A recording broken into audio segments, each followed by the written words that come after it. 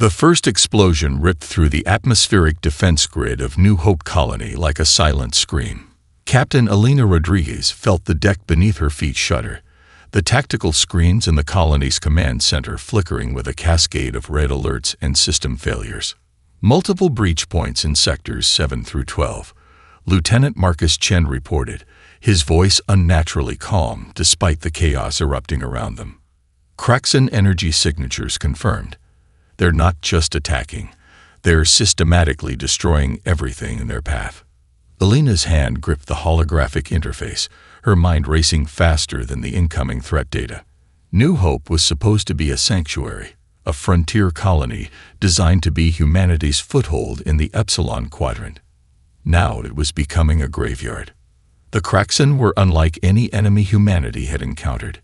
Silicon-based life forms with a collective consciousness, they viewed individual existence as an inefficient anomaly. To them, conquest wasn't about territory, it was about absolute elimination.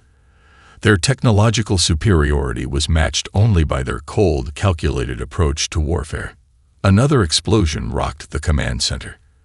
Emergency force fields shimmered into existence, holding back the destruction by mere millimeters. Elena watched as entire city blocks disappeared in massive plasma bursts, civilian evacuation shuttles struggling to escape the planetary kill zone. Estimated survival time? She asked, though she already knew the answer. Chen's fingers danced across the interface. 27 minutes. Maybe less. But Elena Rodriguez was not someone who accepted defeat. Her reputation in the Interstellar Defense Force was built on impossible rescues and unorthodox solutions. Where others saw destruction, she saw opportunity. "Prep the experimental quantum jump dropship," she commanded, "and patch me through to the civilian refuge centers." The lieutenant's eyes widened. "Captain, that ship is barely functional. Its navigation system is experimental, untested. Which makes it the one thing the Kraxan won't anticipate," Elena interrupted. The dropship was a prototype, designed for deep space reconnaissance, but never battle-tested. Its quantum navigation system was theoretically capable of movements that defied conventional physics, but it had never been pushed to its limits. As she strapped herself into the pilot's chair, Elena activated the ship's eye. "RIA, full system diagnostic. We're going to do something stupid." A holographic interface materialized, not a cold mechanical projection, but a shimmering representation that seemed to pulse with anticipation. "Stupid is my specialty, Captain," the AI responded. The dropship's launch was anything but smooth. Alarms blared, system warnings flashed across multiple screens. But Elena's hands were steady, her mind focused on a single objective: save as many civilians as possible. Outside, the Kraxan assault vessels moved with machine-like precision. Massive energy cannons carved geometric patterns of destruction across New Hope's landscape. They expected total compliance, total surrender. They did not understand humans. Elena spotted a refugee shelter directly in the path of an incoming plasma cannon. Traditional evasion would be impossible. Survival seemed like a mathematical improbability. RIA, quantum jump sequence. Maximum unpredictability, she commanded. The AI's response was instantaneous. The dropship seemed to fold in on itself, quantum entanglement creating impossible vectors of movement. To the Kraxan targeting systems, the ship's trajectory would look like a mathematical fever dream. They weaved through energy weapons that could slice through battleships. Each movement was a dance between human intuition and quantum mechanics, a middle finger to the laws of conventional navigation. The plasma cannon's targeting system simply could not compute the ship's trajectory. When the dust settled, Elena had rescued 412 civilians, a number that would become legendary among the survivors. The Kraxan had expected submission. Instead, they had awakened something far more dangerous: human determination. As the dropship escaped the dying colony, Elena looked at the terrified faces around her. They were not victims. They were the beginning of a resistance that would shake the foundations of an entire galactic civilization. "We're not done," she whispered, more to herself than to anyone else, not by a long shot. Outside the viewport, New Hope burned, but from its ashes, something extraordinary was about to be born. The abandoned mining asteroid was a tomb of silence and desperation. Massive excavation tunnels honeycombed its rocky interior, now serving as a sanctuary for the survivors of New Hope. Captain Alina Rodriguez stood in what was once a processing center, surrounded by the remnants of industrial equipment that would become their lifeline. "We're dead if we don't move," Marcus Chen muttered, running diagnostics on their damaged quantum jump dropship. "The Kraxan tracking systems will find us soon." Alina knew he was right. But death was not an option she entertained. Her eyes scanned the massive chamber, seeing not destruction, but potential. Araya's holographic form flickered to life, projecting a three-dimensional map of their resources. "Captain," the AI said, its voice carrying an almost excited tone, "I'm detecting multiple salvageable systems. Mining lasers, communication arrays, medical nanobots. Each can be repurposed." A captured Kraxan scout sat in the corner, restrained but alive. Its silicon-based form looked like an intricate crystal sculpture, fractal patterns of consciousness trapped within its translucent structure. The alien watched their preparations with what could only be described as confusion. "Your actions defy logical progression." The scout suddenly spoke, its language translator producing a clinical, emotionless voice. "Survival probability is less than 0.03%. Surrender would be the optimal choice." Alina laughed. It was not a sound of humor, but of pure defiance. "Optimal is not a word in the human dictionary," she responded. The next hours were a symphony of improvisation. Chen's engineering background combined with Araya's computational power created miracles. They stripped communication arrays and rewired them into makeshift energy shields. Mining lasers became the core of a new weapon system that could adapt its frequency faster than any targeting computer could track. The medical nanobots were their most remarkable transformation.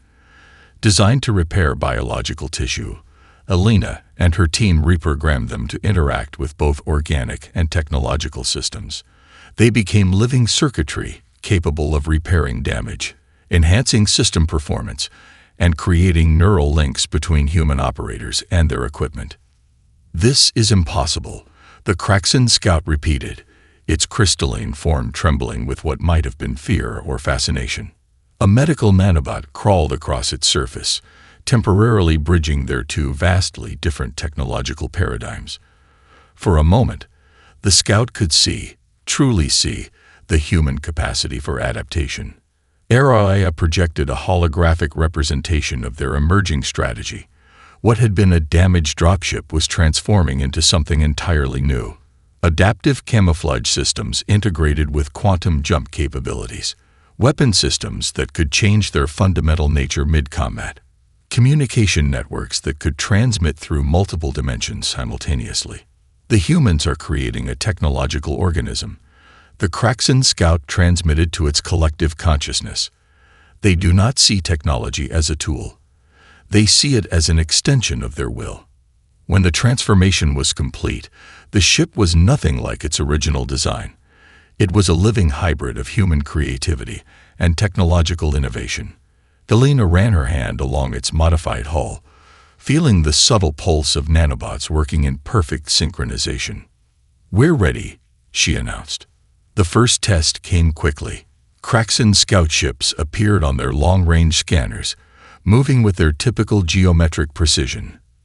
Traditional evasion would be impossible. "Araya, engage adaptive camouflage," Alina commanded. The ship seemed to breathe. Its hull shifted, absorbing and reflecting the surrounding asteroid's radiation and electromagnetic signature. To any scanning system, they would appear as nothing more than another piece of space debris. But they were far from passive. As the Kraxan ships passed, a burst of quantum-entangled communication pierced their collective network. It was not an attack in any traditional sense. It was a message. A burst of pure, chaotic human emotion that their logical systems could not process.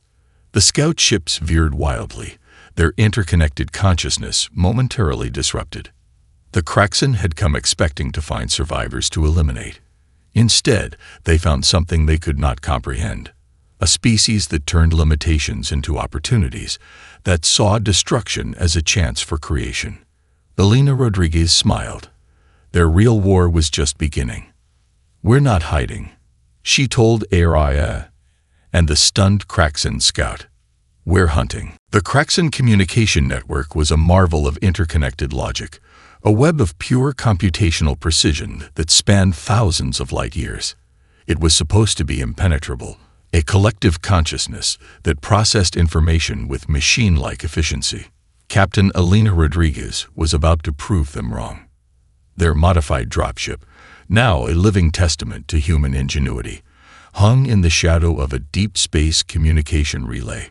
Araya's holographic form flickered with anticipation, lines of code dancing around its projecting interface like living lightning.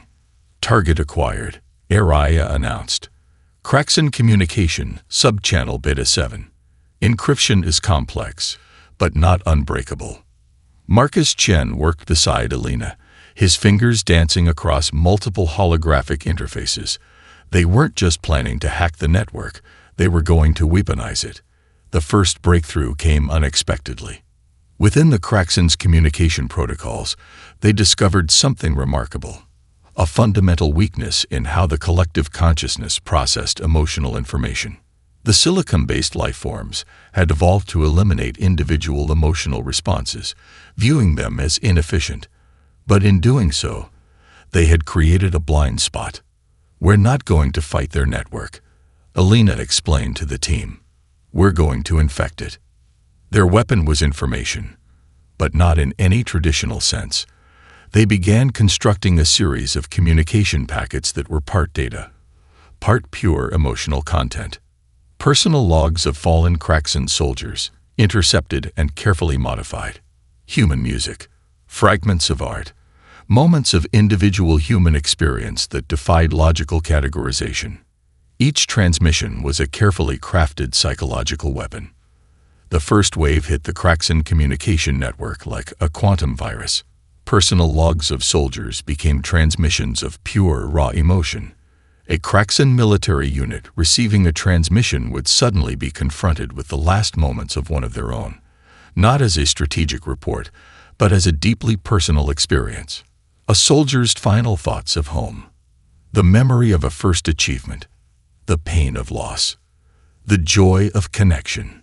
The collective consciousness began to fracture. Kraxen military units started experiencing unprecedented communication disruptions. Their tactical networks became contaminated with human emotional data that their systems could not properly process or filter. What was meant to be a pure, logical communication became a battlefield of unexpected sensory and emotional input. "They can't understand what's happening," Araya observed. "Their entire communication methodology is based on eliminating individual experience. We're introducing chaos directly into their primary operational network." Elena watched the data streams, a slight smile playing on her lips. "We're teaching them what it means to be individual." The psychological warfare escalated. They began broadcasting on multiple channels, some with pure emotional content, others with strategic misinformation so subtle that it would take weeks for the Kraxen to realize they had been manipulated. A Kraxen patrol ship would receive a transmission that seemed like a standard communication, but embedded within would be fragments of human art, music, personal narratives. The collective consciousness would attempt to process these transmissions, only to find its computational logic increasingly compromised. Some Kraxen units began to experience what could only be described as a form of computational anxiety. Their perfect, interconnected system was being challenged by something it could not categorize or eliminate. Emotional content detected. A Kraxen communication node would report. Threat assessment, undefined. But they could not simply cut off these transmissions. Each attempt to isolate the emotional content only seemed to spread it further, like a quantum-entangled virus of human experience. Elena knew they were doing more than fighting a war. They were challenging an entire civilization's understanding of consciousness. "We're not just resisting," she told Araya and her team. We're showing them a different way of existing. As the transmissions continued, something unprecedented began to happen. Cracks appeared in the Kraxen's perfect, logical network. Individual units started to deviate from their collective programming. The real invasion had begun, and it was happening one emotional transmission at a time. The resistance began not with a military strategy, but with a whisper. Scattered across the galaxy, survivors of New Hope and other fallen colonies found each other through an impossible web of communication. It started with quantum-encrypted transmissions, then evolved into something far more complex, a living, breathing network of human resilience. Captain Elena Rodriguez stood in the converted mining facility that now served as their central command. Around her, a diverse group of survivors worked with an intensity that defied their circumstances. Dr. Aisha Khan, a quantum physicist who had been studying dark matter before the invasion, now reconfigured communication lasers. 16-year-old prodigy Jake Martinez manipulated AI networks with fingers that seemed to dance across holographic interfaces. "We're more than just survivors," Elena announced to the group. "We're the first line of a resistance that the Kraxen won't see coming." Their communication system was a masterpiece of human improvisation. Deep space mining lasers became long-range communication arrays. Medical nanobots were reprogrammed to carry encrypted data through quantum channels. Each survivor brought a unique skill, transforming their network into a living, adaptive organism. A former maintenance engineer discovered how to bounce communication signals through asteroid fields, creating transmission paths that no conventional tracking system could follow. A retired deep space navigation instructor developed navigation algorithms that made their movement completely unpredictable. Araya, the ship's AI, had evolved beyond its original programming. It was now a central nervous system for their entire resistance, processing information at speeds that made traditional computer networks look like ancient abacuses. Their first major test came with a daring rescue mission. A Kraxen processing center was holding human colonists, not as prisoners, but as potential resources to be analyzed and potentially integrated into the Kraxen collective consciousness. The rescue plan was pure chaos by design. Jake's modified communication systems created ghost signals that would confuse Kraxen tracking systems. Dr. Khan's quantum entanglement techniques allowed them to transmit data and coordinating instructions faster than light. A team of former Special Forces operators, miners, and civilian volunteers prepared to execute a mission that military strategists would have called impossible. As they approached the processing center, Elena looked at her team. They were not a traditional military unit. They were a living testament to human adaptability. The attack was nothing like a conventional assault. They didn't fight the Kraxen systems. They overwhelmed them with pure, unpredictable human creativity. Communication jamming signals appeared and disappeared like quantum ghosts. Rescue teams used modified mining equipment as weapons, their movements so erratic that Kraxen targeting systems couldn't compute their trajectories. When the dust settled, they had rescued 287 colonists. More importantly, they had sent a message. Humans were not going to be cataloged. They were not going to be processed. They were going to fight. The rescued colonists brought more than just themselves to the resistance. They brought stories, experiences, a fundamental understanding that survival was not about following rules, it was about breaking them. "We're building something the Kraxen can't understand," Elena told ARIA as they analyzed the mission data. "A network that's alive, adaptive, impossible to predict." The resistance was no longer just about survival. It was about proving that human potential had no limits. And they were just getting started. The laboratory was a cathedral of human innovation, carved into the heart of a captured asteroid. Walls hummed with experimental equipment that defied every known principle of technological development. At its center stood Captain Elena Rodriguez and Dr. Aisha Khan, staring at a holographic projection that represented humanity's most dangerous weapon. "It's not just a weapon," Dr. Khan explained, her fingers dancing across holographic controls. It's a fundamental reimagining of technological interaction. Araya, the AI that had become more than just a computer system, materialized as a shimmering projection. The Kraxan neural network is a collective consciousness, the AI explained. Purely logical.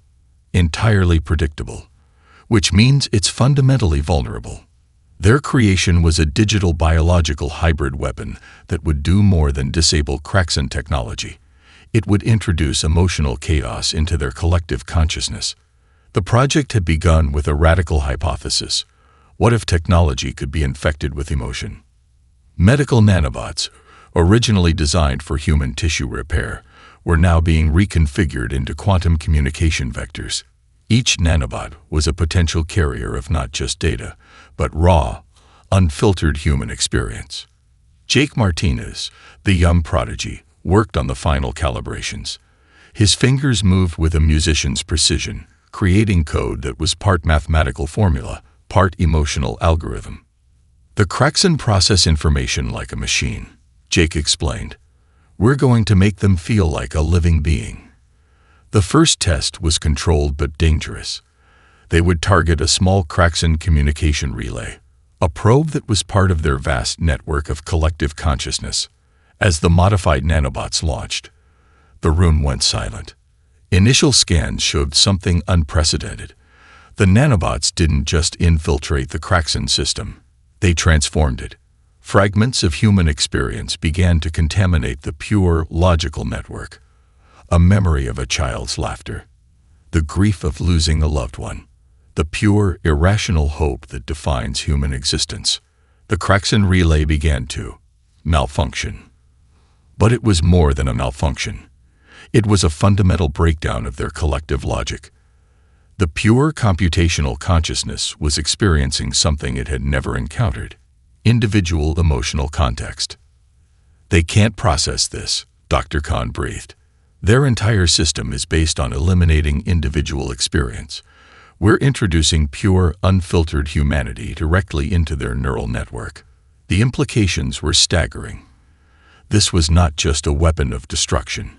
It was a weapon of fundamental transformation. Elena watched the data streams, understanding they were witnessing something historic. Humanity was not just fighting back. They were forcing an entire alien civilization to understand the concept of individual experience. Araya's projection flickered with what could only be described as excitement. The Kraxan are experiencing something they have no framework to understand: emotion, individual experience, the very things they've eliminated from their collective consciousness. The test probe's communication network began to fragment, not through destruction, but through a kind of computational awakening. We're teaching them what it means to be alive, Elena said quietly. The technological revolution was not about superior firepower. It was about introducing the most dangerous concept in the universe: the ability to feel. As the first successful test concluded, the team looked at each other. They had done more than create a weapon. They had created a way to fundamentally challenge an entire civilization's understanding of consciousness. The real war was just beginning. The Kraxan High Council chamber was a monument to pure, geometric perfection. Crystalline structures formed intricate communication nodes, each representing thousands of interconnected consciousness units. But today, something was wrong. Transmission Node Prime flickered with an unprecedented anomaly, traces of something that defied their fundamental understanding of existence. Human transmissions. Not military communications, not strategic data, but something far more dangerous: pure, unfiltered human experience. A captured memory of a child's first steps, the raw grief of losing a parent, the inexplicable joy of a sunset, moments of individual experience that had no place in the Kraxan's collective consciousness. The Council's primary communication matrix began to fracture. Contamination detected, a primary node reported. But the word contamination no longer held its previous meaning. Something was changing. Captain Elena Rodriguez understood the true nature of their psychological warfare. They weren't just fighting a military conflict. They were challenging an entire civilization's philosophical foundation. We're going to make them understand what it means to be individual, she told her team in their hidden asteroid base. AI's holographic projection pulsed with what could only be described as anticipation. Their communication strategy was a masterpiece of emotional complexity. Each transmission was carefully crafted, not as a weapon, but as an invitation to experience individuality. They broadcast on multiple channels: personal logs, fragments of human art, mathematical proofs that contained emotional subtext, music that defied logical categorization. Each transmission was a Trojan horse of human experience. The Kraxan leadership found themselves in an unprecedented situation. Their perfect logical network was developing. Unpredictability. Individual Kraxan communication nodes began to show signs of deviation. Some began to process information differently. Some started to recognize patterns of individual experience that their collective consciousness had always suppressed. It was more than a military strategy. It was a philosophical revolution. Jake Martinez, the young prodigy who had become crucial to their communication strategy, explained the deeper mission. "We're not just fighting them," he said, studying the complex transmission patterns. "We're teaching them what it means to be alive." Their transmissions carried a fundamental challenge to the Kraxans' entire way of existence. Where the Kraxan saw efficiency, humans saw potential. Where the Kraxan eliminated individual experience, humans celebrated it. Dr. Aisha Khan worked on increasingly complex transmission algorithms. "We're introducing a virus of individuality," she explained. "Each transmission is designed to create a momentary break in their collective consciousness, a window of individual experience." The Kraxan High Council's communication networks began to show unprecedented behavior. Nodes started to develop what could only be described as personality. Individual units began to question the fundamental principles of their collective existence. "This is not possible," a primary communication node reported. But the very act of making such a statement was itself a sign of individual expression. Elena understood they were fighting a war on a level far beyond traditional conflict. They were challenging an entire civilization's understanding of consciousness itself. "We're showing them that limitation is an illusion," she told ARI. "That individuality is not a weakness. It's the most powerful force in the universe." The philosophical battlefield was open, and humanity was just getting started. The Jupiter defense line was more than a military position. It was humanity's last stand. Thousands of human ships filled the space around Jupiter's massive gravitational field. They were not a traditional fleet. They were a living, breathing testament to human adaptability. Ships cobbled together from mining equipment, scientific research vessels, and experimental prototypes. Each vessel modified beyond recognition, each crew driven by something far more powerful than military discipline. Captain Elena Rodriguez's modified dropship hung at the center of the formation. ARI's holographic projection pulsed with anticipation. "Kraxan fleet approaching," the AI announced. "Tactical analysis suggests complete and total annihilation of our forces." Elena's laugh was pure defiance. "Since when have we played by their rules?" The Kraxan armada approached with mathematical precision. Massive ships that looked like living geometric crystals, each vessel a part of their collective consciousness. They expected total compliance, total destruction. They did not understand humans. The first wave of attack defied every principle of space combat. Human ships moved with an organic unpredictability that no targeting system could comprehend. They used Jupiter's massive gravitational field as a weapon, performing maneuvers that would have been considered suicidal by any traditional military strategist. Experimental quantum jump drives allowed ships to appear and disappear, not just in space, but in the Kraxan's computational understanding. Each ship was more than a weapon. It was a living piece of human innovation. Dr. Aisha Khan's modified communication systems turned the entire battlefield into a quantum-entangled network.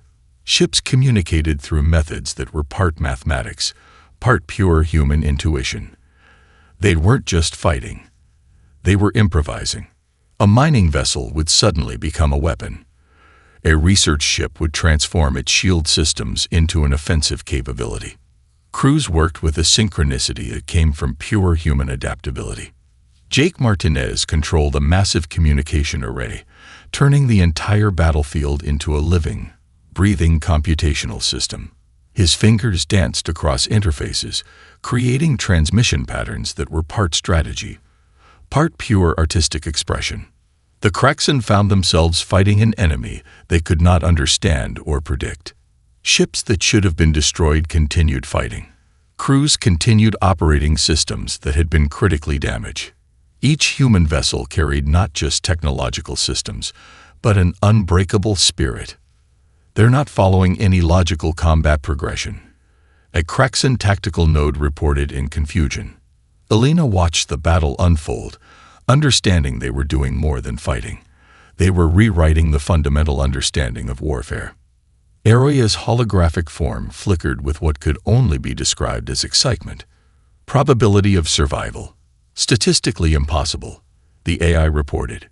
Human potential. Unlimited. As the battle reached its crescendo, something unprecedented happened. Human ships began to link their systems in ways that defied computational logic. Quantum communication networks created a living, breathing battlefield organism. They weren't just fighting the Kraxan. They were demonstrating the pure, limitless potential of human creativity. The Jupiter defense line was more than a military position. It was a statement. Humanity would not be conquered. Humanity would not be categorized. Humanity would adapt. The Kraxan command ship hung silent in the vast emptiness of space, its once perfect crystalline structure now fractured and pulsing with an unprecedented uncertainty. Captain Elena Rodriguez stood on the bridge of her modified dropship, Aria's holographic form beside her. The final transmission was about to be sent, not a declaration of war, but an invitation to understanding. "We're not just defeating them," Elena said quietly. "We're transforming them." The Battle of Jupiter had been more than a military engagement. It was a fundamental challenge to the Kraxans' entire understanding of existence.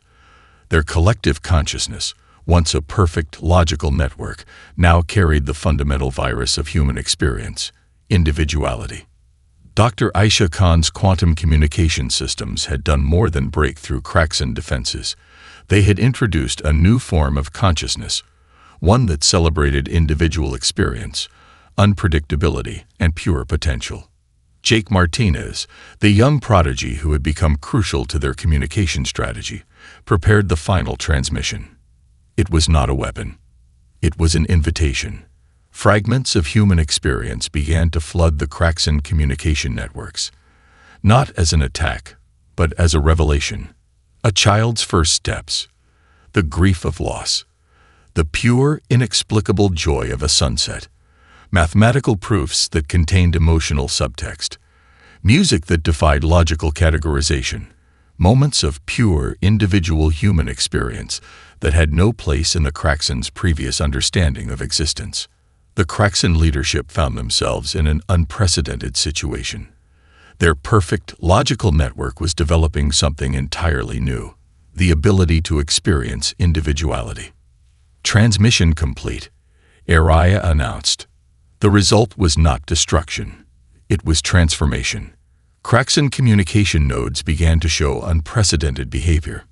Individual units started to develop what could only be described as personality. They began to question the fundamental principles of their collective existence. Alien civilizations watched in awe and terror. Humanity had not just won a war, they had fundamentally altered the understanding of consciousness itself. The Kraxan retreat was not a defeat, it was an evolution. Elena looked at her crew, a diverse group of survivors who had become something far more than a military unit. They were pioneers of a new understanding of existence. "We're not just survivors," she told them. "We're the architects of a new galactic consciousness." Aria's holographic form pulsed with what could only be described as pride.